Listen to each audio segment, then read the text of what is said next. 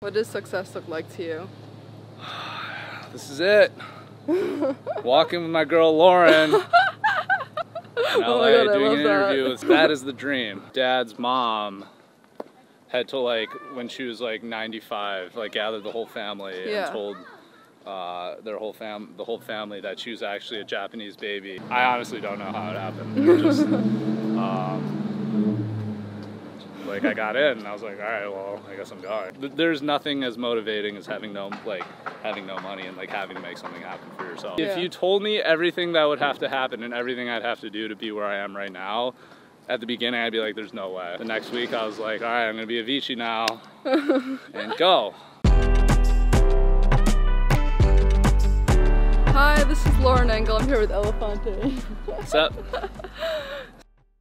So were you born in Ann Arbor, Michigan? Or? I was. Yeah. Born in Michigan, but I lived in LA for like the last 7 years. Yeah. So. Were your parents born there as well? No, my parents were both born in Taipei. Oh. And, yeah, they moved here when they were in their 20s, but they've lived there since. So I spent my whole life there. I grew up there. But you're a half Japanese, right? Oh no, quarter. I'm a quarter. Although it's somewhat controversial because I found out that my dad's mom had to, like, when she was like 95, like gathered the whole family and told the whole family that she was actually a Japanese baby adopted during the war by Taiwanese parents.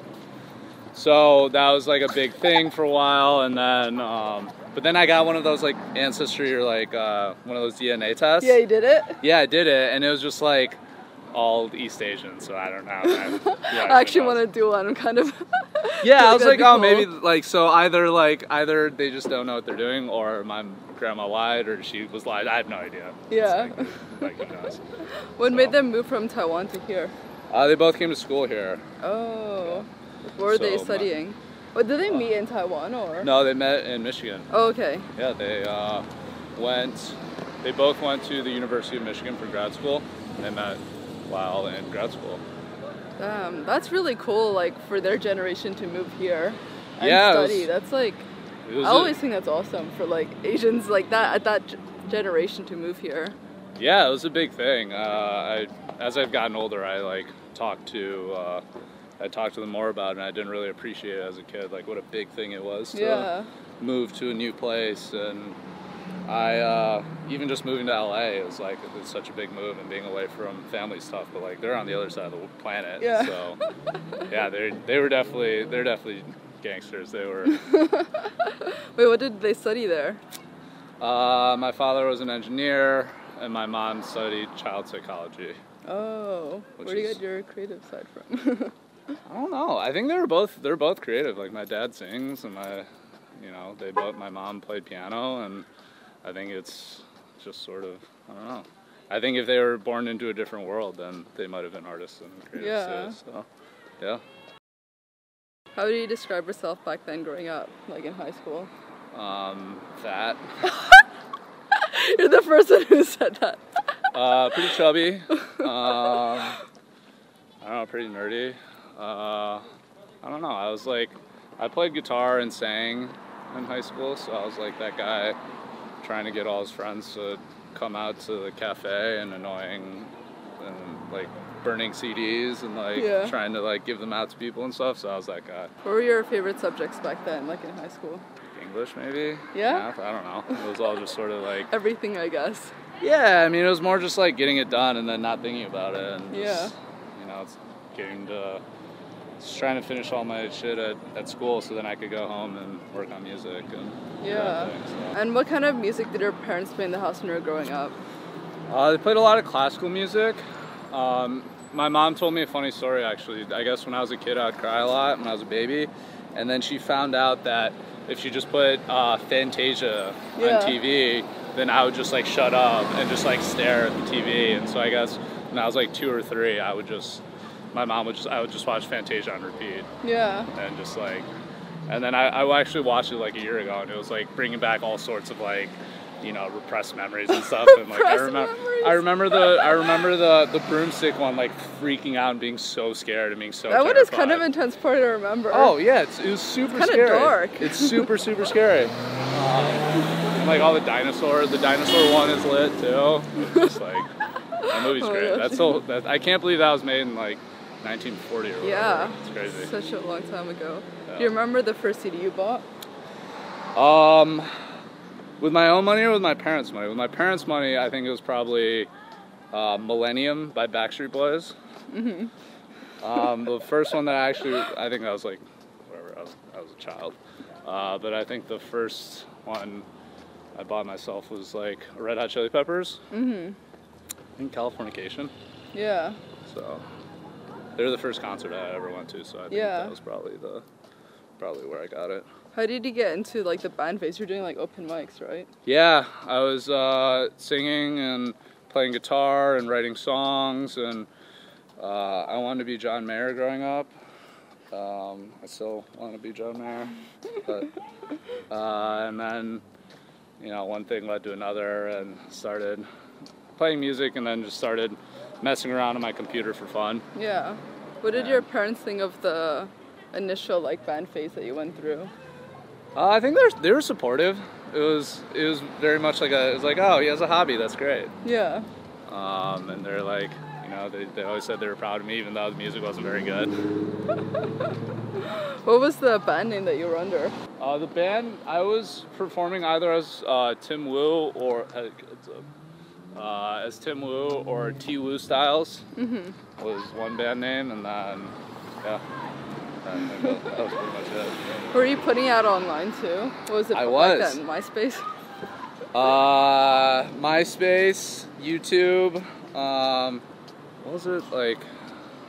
What's it called? Band page? Band. Oh, I know what you're talking about. Band something. I think it's Band page maybe. I did the thing where I like put like 5 songs up for and like you could pay what you wanted to download it and things like that. What is it called? I know what you mean though. Yeah. I think there might be something still on the internet. I'm not actually not sure. I hope not. Use it. I really hope not. I really hope not. But I think I took it all down, but it might still exist on the internet somewhere. And then you started. Was piano your first instrument? It was. My mom made me take piano lessons when I was a kid, and I was like, I hate this. I don't want to do this anymore. And then luckily she like forced me to keep going. She's like, all right, you can quit, but you got to finish this year. And I finished the year, and I was like, oh, I actually kind of like this, and started learning and got really into it, and played all through high school, and that's sort of like the foundation for me making music. And then I picked up guitar in middle school and high school, and that sort of became my primary instrument for a while, and then now I kind of do both. Yeah. And then I guess you must have been like super academic then if you wanted to go to all these top schools and like Harvard at the end. Like were your parents were pushing you really hard, or? I don't know. It just kind of happened. I feel very fortunate, and like I don't really do anything. I was just like did the music thing. I played tennis in high school, and I honestly don't know how it happened. Just, like I got in, and I was like, all right, well, I guess I'm going. Yeah. Yeah. And but economics was something that your parents wanted you to do, right? Yeah, I mean, it was more just something that I could justify going to Harvard for. Mm-hmm. Like, I did econ for my parents, and I did music for me, and was like spending most of my time at like the student studio, and I interned at a recording studio in Boston, and was doing that whole thing and playing open mics and just like trying to make things happen. Yeah. Doing the music thing on the side. So. But it never occurred to you kind of to go to like Berkeley or something for music? That's the thing, right? Like growing up as a little Asian boy, like that wasn't really like an option. Yeah. Like it was never really like a thing that I could do. And I always wondered like what would have happened if I did, but I don't know. It was like being a musician, like a professional musician, like that's not something that happens, right? That's not like, oh, like I'm gonna go to med school or I'm gonna go to law school. It's not, you could, like, the whole concept of being a professional musician and making a living was like so foreign that it wasn't really in the realm of possibility. It took like a long time in my life to be like, oh, maybe like I gotta give it a try at least and see what happens. Yeah. Do you remember like the time and place when you heard like electronic music for the first time? Yeah, I mean, you know, I'd heard like some old school trance and like Armin and Tiesto and like Moby growing up, but it was more like in college. I was starting listening to like Skrillex and like some of the indie electronic stuff like Passion Pit and Mike Snow, and then that was sort of like got me down the rabbit hole. I remember hearing Scary Monsters for the first time by Skrillex. That was the first song where my like head exploded, and I was like, "Wait, this is a thing that you can do." Like, and then you didn't want to be John Mayer. I mean, I still kind of do, but you know, it's different. It's just like when you're writing music on a guitar or like sort of the band stuff. It's just like you and the instrument, and like you got to create the song with just those like few ingredients, right? But then when you're making electronic music, you have the entire universe of sounds that have existed and have never existed before, and then it's like, you know, it's like you're used to like making drawings with like a 8-color crayon set, and then all of a sudden you have every paint color and everything ever, right? Not that one's better than the other. It's just like interesting. It's like a whole new world, and that was super exciting and interesting to me. Yeah. Was it like freshman year that started like learning how to produce on the computer, or? I didn't do any electronic, like I was just doing band like guitar and piano stuff until after I graduated.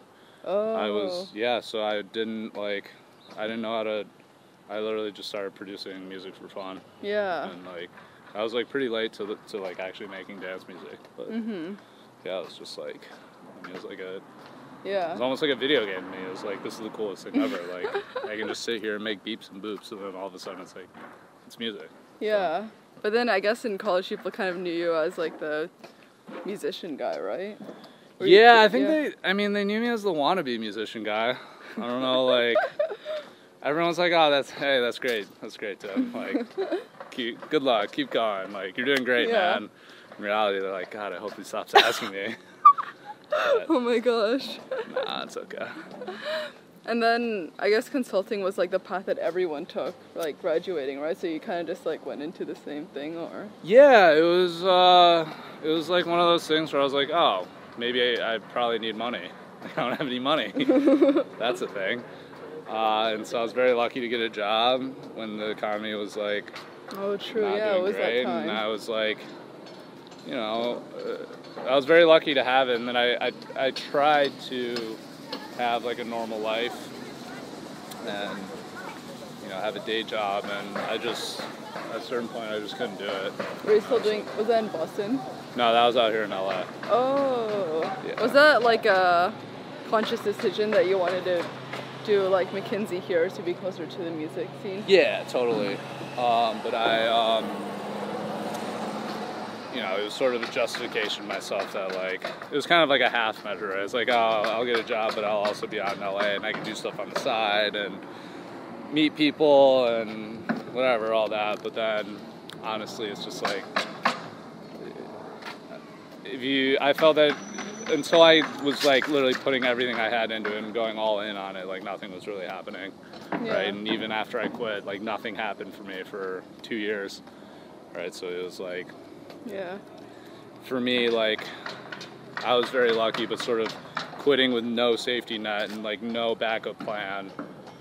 That's sort of like, there's nothing as motivating as having no money and like having to make something happen for yourself. Yeah.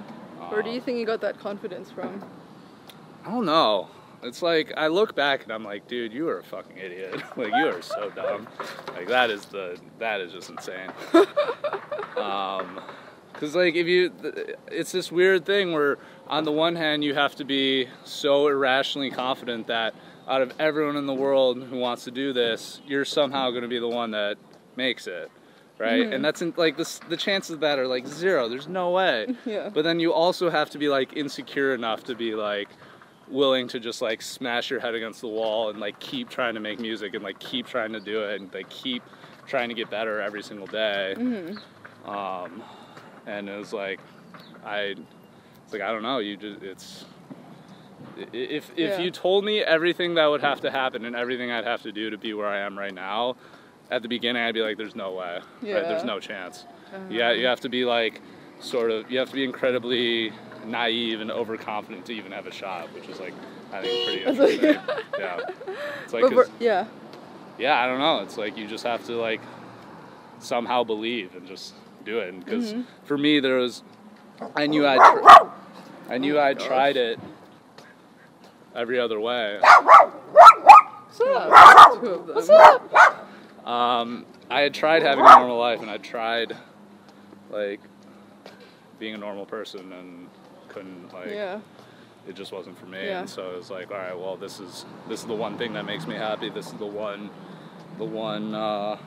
shot I have. So I'm gonna make it work somehow. And then were you living off the savings that you had from your job, or? Yeah. So when I was while I was at the job, I knew I hated it and wanted to give music a shot. I started saving up, and it was a good job. So I was lucky enough to be able to bank some money and save up and give myself like, I think I had like 18 months of cushion, like living like barely, like, you know. Yeah. super bare bones. So it's like, all right, well, this is it. Clock's ticking. Let's go. Let's make it happen. It's funny because when I quit, I'd gotten my first official remix that was going on Beatport, and I was like, oh man, like this is it. It's big time now, like straight to the top. Time for the arenas. Yeah, and then obviously nothing happened with it, and it's like the song came out, and the next week I was like, all right, I'm gonna be Avicii now, and go. And then a month later, nothing happened. I was like, all right, well, I guess I gotta make more. And I'd make another song or another remix, release it, be like, all right, this is the one, this is it. Yeah, nothing happened. Literally every 3 weeks I released a remix for a year, almost 2 years. Every 3 weeks, just being like, I remember the first time it hit 1,000 plays on SoundCloud, I was so jacked up. And then, you know, like every single little thing you think is going to be the one thing that like launches you, and it's going to like, you made it, this is the one, this has to be the one. Put everything into this, and I'm never going to be able to make anything better. And then every single time it's not the one, and you know, you have to like pick yourself up and go after it again. And I think I didn't really start getting any real traction for over a year online, and then luckily some of the couple of my remixes started getting some plays on SoundCloud and like through Hype Machine, and things just started building, and I signed with my agent, and then I started touring, and then that was sort of the moment where I was like, oh, I'm like actually making a living doing this. So you got your like management people like 2 years after, or? I'd been working with my manager for like a year and a half, I think, and then my agent who started like getting these shows. That was sort of when I started like actually making a living off of it. Yeah. The touring was what was really what started floating me through. Yeah. Yeah. And what was the turning point that you realized that you needed to put out original music? It's making original music is something that I always wanted to do. It's really hard to make something original when there's so many people doing it, and honestly no one cares at the beginning. Right? So remixes are a good way to like get better at making music, but then also like oh, I like Katy Perry, like oh, let's see this remix, right? It's a good way to like sort of build it up. And it was more just like getting better at making music and figuring out the sound that I wanted. And you know, it's always been, the end goal has always been like making like my own original music. That's like been the goal from day one. Yeah. Make music that makes other people feel the way that the songs I love made me feel when I was a kid. And there was some disconnect between you and like labels initially, right? I don't know if there was disconnect other than like I value doing things like my way very much, and I always like wanted to have the freedom to release music when I wanted and have the art the way I wanted, and like really just to do things my way, and sort of doing it on my own has always been like really important. The label thing might happen one day, but who knows? Yeah. It's like as long as I can make the music the way I want it and have people listen, then you know the rest of it is. It just is what it is. And what would you say was your big milestone after like getting management? I don't know. It's a big, like going on tour was a big thing. I did a remix for Galantis that you know I was a huge fan of them, and then you know I met them at WMC, and then I heard them play, like I saw them play it at Ultra, and I was like, holy shit, that's my music that they're playing to like this like fuckload of people, and I was like, wow, this is like, you know, that feels real. That was the moment where I was like, hey, maybe this is a thing, maybe I can do this, like maybe I'm good enough. Yeah. So that was cool, and you know, last year playing all these festivals and doing all these shows and hearing people sing my songs at shows, like that's sort of like that's the most powerful thing. It's like, wow, like you guys know the words. Yeah. That's amazing. What was the reason behind like adding the E to the end of your name? I don't know, 'cause it's dope. Like, just I thought it was cool. I thought it was more interesting than just elephant. Yeah. I think it has a nice ring to it. Yeah. How do you think your music has changed since the early songs you made? I think I started off making like pretty much strictly just like house music. So, you know, stylistically it's a lot more varied now. But I think it's just me sort of figuring things out more and knowing better of what kind of sounds and you know, melodies and rhythms, the things that excite me. And it's just, I think every artist has sort of a natural evolution where you want to, you know, you keep getting better and you keep wanting to make, you know, explore, right? Because at the end of the day, every artist started off as like a kid with a laptop or like a kid with a guitar and like figuring out how to make the music they want to make. So there's always like this arc of like, as I change and as I get older, that, you know, I'm excited by different things and I want to try out new sounds and stuff. So. Yeah. What do you think influenced the style, like how you dress and your hair? My style, Instagram.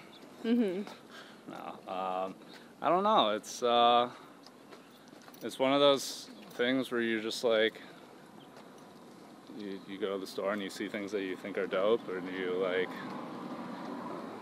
I don't know. I follow a lot of streetwear blogs. Basically, I'm just trying to be the EDM A$AP Rocky. That's my. I kind of see that now that you say it. That's actually my real goal. So. Yeah. How do you think you've grown as a person since when you first started?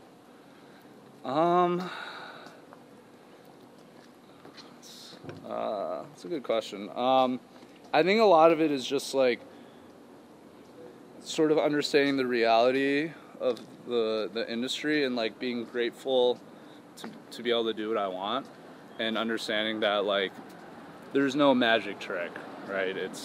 There's no like you're not owed anything, right? There's only one Avicii, there's only one Kygo. Like these things don't happen overnight, and you have to come to terms with the fact that you're doing it because you love it, not because you want to be an overnight success. You want to be, you know, a meme lord, or you want to be like have 1 million Instagram followers. Like that's not why you do it. And it's just like trying to be, you know, loving of yourself and just loving what you make, and really just like having that be the end all. Not the fame of the success. It's that knowing that I'm making the music because I love making the music, and that's it, and everything else is like it's just kind of window dressing. What would you say have been your biggest challenges? I I mean, kind of what I said earlier, that you bash your head against the wall, like you try it so hard and you do it over and over again. You put everything you have into the music, and then when that music doesn't do well, or like nothing happens really, or like, you know, you spend all this time and then it comes out and no one cares. Yeah. It's like learning to emotionally deal with that, okay, maybe it's not good enough right now, or maybe this isn't the right song, but then also having like the confidence and the belief to sort of pick yourself back up and do it again. And going on that emotional roller coaster is like, you know, it's all, you know, there are days where like I would just like lay on the couch and be like, I can't do it, this is never gonna work. And like just being able to take those failures over and over and over again, because in the music industry, like probably like any other creative industry, you're gonna fail a million times over and over and over again, and no one's gonna care, and people are gonna tell you can't do it, and they're like, be like, give it up, and you have to be like, no, like, I'm gonna make it work. This is gonna happen. I'm gonna make it work somehow. I don't know how, but like, and you have to do that every single day, because every single day something happens that is not like something's not gonna go your way. So yeah, it's true. Yeah. What does success look like to you? This is it. Walking with my girl Lauren in LA, doing an interview with That Is the Dream. No, this is it. Like I get to make music for a living, and I get to play shows for people that know my music, and hopefully the music I make moves people and means something to people, and that's, you know, that's what it's about. And it's every day I get to do this is a good day. Last question. What do you want to be remembered for? Sweet flannels and vintage t-shirts and great hair. It's probably reflective on this camera. Yeah, this is it. I don't know. I want to make music that means something to people. It's not about how popular or how big it is. It's how many streams you get. It's like, how many people do you move? How many lives do you affect? And how many people do you inspire? And so it's like, I hope that the music I make and things I do like mean something and inspire people. That's what it's all about. I love that. Thank you so much. This is awesome. Of course.